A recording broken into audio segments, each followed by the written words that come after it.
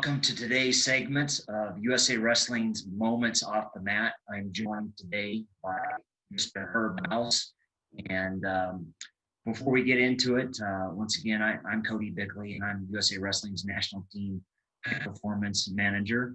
And we're really looking forward to today's interview with Herb. He's a great asset to USA Wrestling, and we're going to get into that. And his role within the organization has recently been elevated, and it's an exciting time for our organization and for Herb, and we'll ask him to talk about that. But first off, Herb, thanks for joining us today and welcome. Thanks for having me. I appreciate it. It's great. Yeah, so Herb, let's I want to back it up a little bit before we get into obviously where we're at today. Talk a little bit about, where you grew up and your background in getting involved in the sport of wrestling. Okay. So I'm from Oak Park, River Forest. Moved there when I was about 2 years old from south side of Chicago. It was just me and my mom and my brothers. So we all moved there. And at first I only played like gymnastics and football. And then one day a friend of mine was like, hey, let's go to this wrestling practice. And so he lived down the street from me, and I went. And that's where I met Fred Arkin. He was in charge of OPRF, the kids club. And Mike Powell was on the team at the time. Pete Schulte was on our team. And so it was fun, right? I went in there, didn't know anything, but I just knew one move from WWF headlocks and things like that. So that was the trait from then on. I stayed with upper bodies my whole life, trained with Paul and Pete knows all these guys. After that, in about 2 years, I had to face Joe Williams in the finals. He was like a 3-time IKWF champ. Wrestled him in the finals, beat him. It was like one of the exciting things from that point on. The last person that actually beat him, really. And then moved on. And I went with my coach, Fred Arkin. He had moved to Conant High School area when I was Schaumburg. So I moved up there and I lived with him. It was just a better situation for me to go and live in that area.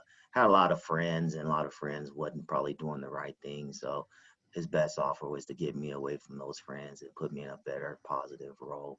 So went over there, wrestled for Jim Cartwright, and had a great team. Over there, we were ranked #1 in the nation for a while back in the 90s.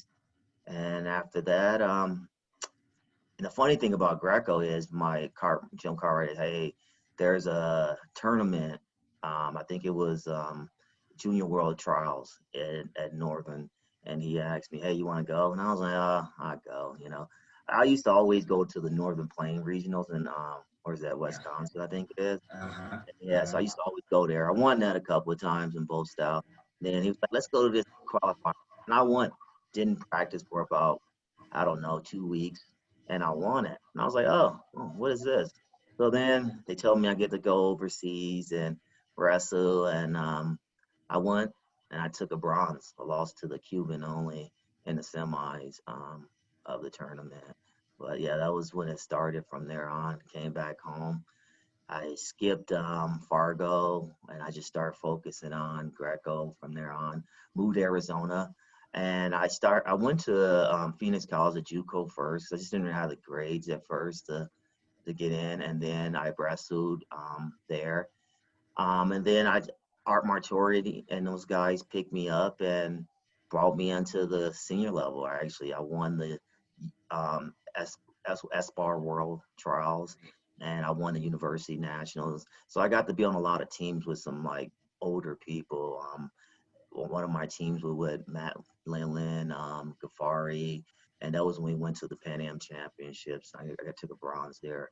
And I'm like 18 years old, so I'm like really young compared to a lot of these guys. But, first tournament, I go to the U.S. Opens, and no one knows who I am. I'm just coming straight out of high school. And I make it to the quarterfinals, and I go against Sean Lewis. And I think the match is 5-3. He's like, who is this kid, dude? And my style was just so crazy for him that he just couldn't imagine, like, how I'm having a close match. And then I wrestled back, and then I wrestled for third and fourth against Dave Zuniga. And then I lost with Zuniga fourth. And that was my first tournament actually on the senior Wow. level. Was it the Yeah. US? So a That lot of was history. I mean, a lot of history around where you were talking about growing up in the Oak Park and still around there. Tremendous program throughout the years. But do you get back there much to try to help out? I know that that's a big mhm, into that a little bit, but you're always helping out, in a lot of capacities and involved right. outside of your business as well. But do you get back to the area much? Family there to try to do things? Yeah, I go up there. I go up there a lot. My mom and my brothers, they all still live there.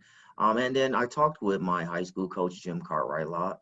I think I did right before we went and shut down. I think it was around December or sometime. I went up there and did a clinic at my old high school. So whenever he calls me, I go up there. I love Oak Park. I love Conant High School. It's a great tradition, and I believe that because those guys focus on Greco so much, this is why they produce so many high performance Greco athletes, because that is a big pet peeve for Illinois wrestling, is that you must know how to wrestle Greco too. Right. And coincidentally, I mean, we just say USA Wrestling just signed a partnership with an area that you're familiar with and going to help out in the run up to Tokyo, Elk Grove. Yeah, Um, right. yeah. Yeah. Yeah, it was a great So, opportunity to, help with that video so we can get it. I actually know the mayor. I remember seeing him when I was a kid. He's been around for a long time helping out with wrestling. So it was a great opportunity for us as wrestlers to have Elk Grove want to be a partner with us. yeah. So I'm sure you'll be helping us in that area. Yep. I'll be probably going back So up there. thanks. That is my area. Yeah, for sure. Awesome. Well, getting into a little bit for those that don't know, Herb um, is a major contributor, and when I say major contributor, I'm talking not just resources, but everything within USA Wrestling, and he's been involved in um, has been, I also need to point out, as still going through the approval process with the Olympic Committee about because of the delay, but Herb, through USA Wrestling committees, has been selected as the assigned volunteer coach for USA Wrestling as we approach Tokyo, and still a few more hoops to jump through there, but a big honor for Herb. It shows his commitment to the program and what he's been involved in helping and traveling really all over the world the last few years, and heavily involved with the national teams program. And Herb, I'll throw it your way a little bit too, because of the COVID situation. Uh, Mhm. right before we back that up a little bit more, right before we hit that situation, we had, a little bit of momentum. Greco had a great tournament All right. for the Pan Am Olympic qualifier, and was able to get 4 of the 6 weights knocked out there, and feel pretty good, I would say, about the remaining 2 weights that we still need to get qualified after the Olympic trials in Bulgaria next May. But can you talk a little bit about just where you feel the program's at right now, and what you have going on with some of these camps across the country? Yeah, I think the program, I think it's a little bit different scenario. I think after, I think 2019 Worlds, I think we decided as a whole group that we wanted to become more of a one unit, one mission. And so me, Coach Lewis and Coach Matt, Lindland, we all got together and we decided to start developing like coaches groups meetings so we can make sure we're all on the same level, come up with the same strategy and plans so we can help Greco get to the next level. So by doing that, what I've been doing is having camps throughout low risk areas throughout the U.S. These are all club funded camps. You at New York AC, Sun Kids, Minnesota Storm. All these guys are putting funding in for this program. And what we do is we go to certain areas and we allow certain coaches to be able to coach some of the senior level athletes. We don't have all of them because the military is still locked down, and they are a big chunk of our national team. But the majority of the athletes that we do have, it's been really great. They love it. They I've been getting calls every day now for the next camp. When are we going to start it? Where it's going to be at? So I'm kind of happy that I had the opportunity to keep wrestling, especially Greco, up and running, so these guys can have some opportunities in training, because we do have limited opportunities for Greco on where we can train right now. So I just grateful that we had this opportunity, and we're pretty safe too, right? We before everyone can go to the camp, they have to do a COVID test, and then during the camp, we may do a rapid COVID test again on a lot of the athletes. We check the temperatures daily. We write down all the equipment, and then once they leave, we always tell the individuals to make sure they get retested and quarantine themselves for 14 days. Knock on wood, we haven't had any cases, and this was our last third one, and we haven't had one case of COVID. So that's a positive thing, and we're pretty happy about that. Our next camp probably be in Oklahoma with Eric Guerrero. Coach Guerrero has called us and said he wants to help fund the camp for us up in Oklahoma. Yeah, so it's really obviously because of the situation, not as many opportunities available to bring national team members into Colorado Springs to the training center just because of the tight restrictions and the limited numbers really that are allowed at this time. So it's really forced, the programs to look at what and where they can do things at Colorado Springs. And I know you've been a big focus point for that and helping with that with this transition for sure. But Herb, I also want to let our viewers know, talk about your increased role. Obviously, we recently held the board of directors meeting and a convention, and kind of our annual end of the year, which was done via Zoom. But happy to let everybody know that if they haven't heard already, that at that time you were elected to the Greco-Roman Sport Committee, and then quickly appointed as the chairperson for the Greco-Roman Sport Committee, which obviously has a seat on the USA Wrestling Board of Directors as well. Can you talk a little bit about just wanting to do something like that? And obviously you've been involved with the Greco-Roman Sport Committee before, but now moving forward, you're the chairperson and the leader of that program. Hey, it's a great honor. I mean, I was just surprised that, and happy that you guys had the confidence, the board of directors had the confidence, and the president had the confidence in choosing me to lead the Greco program. And again, I think what I'm gonna bring to the program is try to unite the team to one unit, right? That we all think the same way, that we get along, and we all have the same common mission, and that's to get medals across overseas. And I think that's the big plan, making sure we're not arguing, we're not disputing each other. So when the athletes see us, they already know that we are one unit and one team. And I think once they see that, they'll be more open to joining us and cooperating with the plan. I mean, everything you do, you got to buy into, right? These athletes got to buy into it. If they're not buying into it, they're just going along with it just because they have to. But if they're buying into it and they really believe in it, then they're going to give 100% for it. But no, it's a great honor. Talking with Coach Dominguez and a couple other people that's on the board, I think we have some great plans and strategies that we are looking forward to moving forward throughout the year. But yeah, it's a great honor. Yeah, and obviously you've become a great leader within the organization, and I know that's exciting. Got to be exciting for you, but the organization and obviously membership has to be excited about that appointment for you as well. And really looking forward to your continued involvement there. And just to give our leaders, outside of our leaders, but let our viewers know, what does that mean? What does the Greco-Roman Sport Committee do?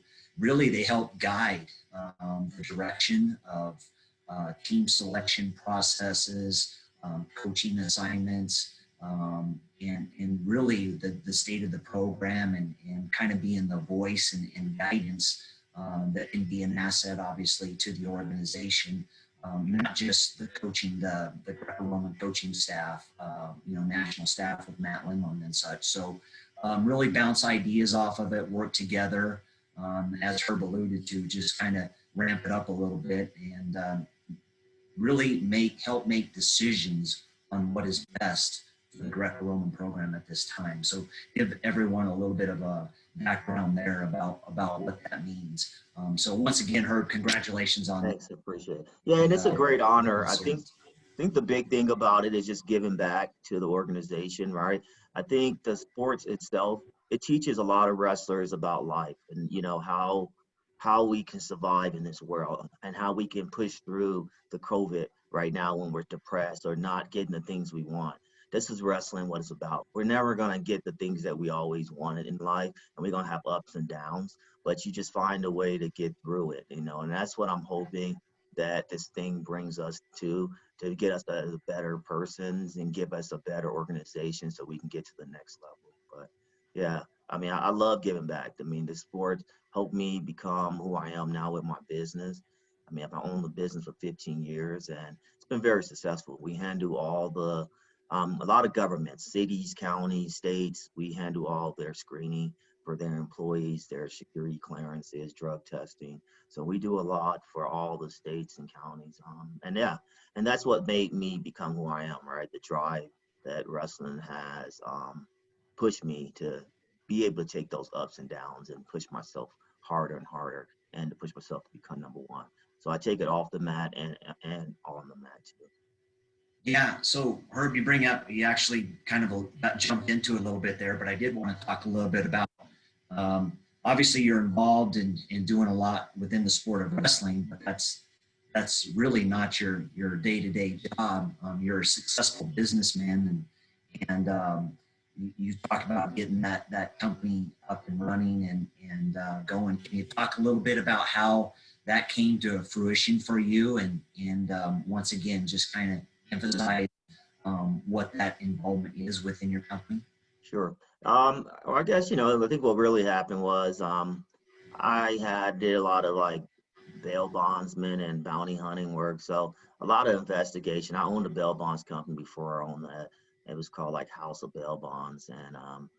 And so after that, I just was like, this is too stressful right here. He's getting up at 2 a.m, looking for people, knocking down doors. It was like, I can't do this. It's too much.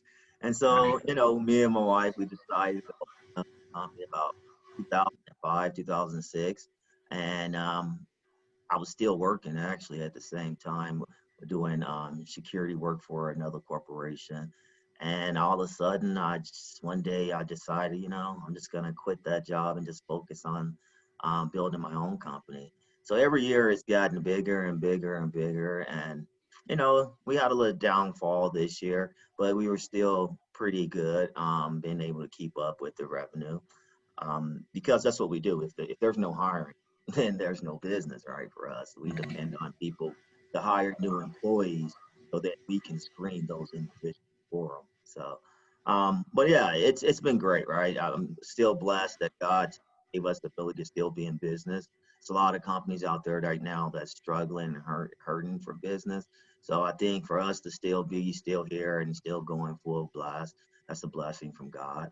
And I also believe that, the more you give in life, the more you receive in return. So that's my big belief. I like to give and give to the ones that can't have those situations because I always believe that the more you give, the more you receive in return. Yeah, that's great. So it's really, I look at it as Herb, obviously tremendous work ethic, but you talked a little bit about your humble beginnings, really in a tough environment and getting through that and using wrestling as you stated it best, your platform to help get you to leading a successful company, being a leader within a national governing body. And I think it's a great success story for sure, is what I would say. And once again, just heard more than anything in wrapping it up here, and I'm gonna give you the last word. But thank you once again for your leadership within USA Wrestling organization and specifically the Greco-Roman program. It's been tremendous to get to know you over the last few years and see your dedication and passion, and just wanted to thank you once again more than anything, because a lot of people don't really know the amount of time that you put in. And it's a lot, given that you still have a day-to-day job, and it's tremendous to see. And I think your mantra of giving back, it's kind of for sure speaks loudly through you, and just thank you for everything you do. No, But I appreciate that. That's great. I think the reality is too, someone gave back to me. I'm not gonna lie. Without my coaches, I wouldn't be who I am right now. I had a lot of them, so I can't really name all of them. But the Fred Arkins, the Jim Cartwrights, even the Jim Shearers, right? He was me and him had some very good positive moments. The Steve Frazier's, Sean Lewis as being one of my teammates. He helped me through a lot of things. So you know what? I think for me to get back to the athletes, and I'm mentoring a lot of the high-ranking athletes as we speak now, and they need someone, right? They need someone that they can trust and they can believe in, and they can come to when they're having doubts about certain things in life.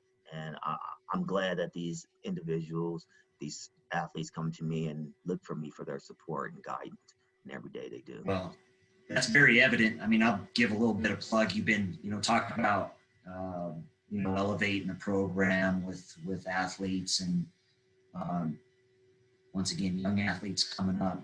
I've seen it, definitely. You've been a great mentor for a young man that is on a lot of radars, both domestically and internationally. Cody Schultz, and so I know that's been a fun run for you guys to see his development, because he is it essentially was a local kid here in the Colorado area, and you had some ties with him and helped a lot of people have been involved. But you have been a big part in his development, and I know that's been rewarding for you on a lot of things. No, it's fun to see him grow up, right? He was a kid back, oh God, like 8 years old, and I'm like, who is this kid, right? He's bumping up to a senior, like upper ages, and destroying people. So, he had a great gift. He's very polite and he listens, right? That's the key to any successful. Just believe in your coaches, even though you may disagree with him. He believes in what we tell him. And he has a great support chain too, right? It's not just me; it's his mom and dad, um, Coach McLennan. You got Sunkiss is a big supporter for him. So his support channel was big, right? But he is the kid that's you're glad to see, the Kamal Bays, the Tracy Hancocks, even kids that you never imagine. Perfect example, I had bought a kid from Missouri. A lot of people don't know about him. His name is Cortez Riley. Come from, a pretty rough neighborhood. He was in foster care. And I bought him from Kansas, and I made him be able to stay at the OTC and train with the facility youth. We let him stay here for about a year, and then we just recently, because I know Rayvon Perkins was helping me raise him. He stayed at Perkins' house, and we just helped him go to college now. So he's at Northern Michigan University. This is his first year. Talking to Andy Bisick just now, Andy said he loves the kid, right? He has a very great drive. So that's the kind of things that I get out of it at the end, right? Seeing these kids become successful and do something that they probably would never ever do in their lives. So. Yeah, that's awesome. Congratulations on all that. I know you've once again been a positive influence in a lot of young men's lives, and I know really, hopefully, I would say that it's just the beginning. Really, I know it's been really involved, but that will continue. But Herb, once again, just want to thank you for joining us today and giving viewers a little bit of insight on how you've come up through the sport of wrestling and evolved into a leadership role within the organization. So thank you. And I'm going to give you the last word on any advice or things that you might have for viewers out there with regards to wrestling or Greco or whatever's on your mind. Oh, man, I think the biggest thing is give back to your community. The biggest way that we can help improve or make changes is be a part of the solution. We get a lot of people that always say they don't like a plan, or they don't like what's going on with this program or that program. Be a part of the solution. Go out there and help. Find a way that you can help make that program better. And I think that's what I took the initiative of. I stopped complaining and just started helping as much as I can to make sure that the program does succeed and last, because it's been a big part of everybody's life. In Greco, freestyle, the women's program, it's been a big problem in everybody's life, and I want to make sure we keep that program around. Awesome. Well, thanks again. I want to all our viewers that joined us today. And once again, special thanks to Herb. We wish you the best, and we'll be obviously following you and working closely with you, which is during these, hopefully upcoming exciting times that we have as we. So with that, I want to thank you, all of our viewers today, for joining us and for our special segment of Moments Off the Mat. We wish you well. Have a good day. Thanks again to our special guest, Mr. Herb House. Thanks a lot, guys. Have a nice day.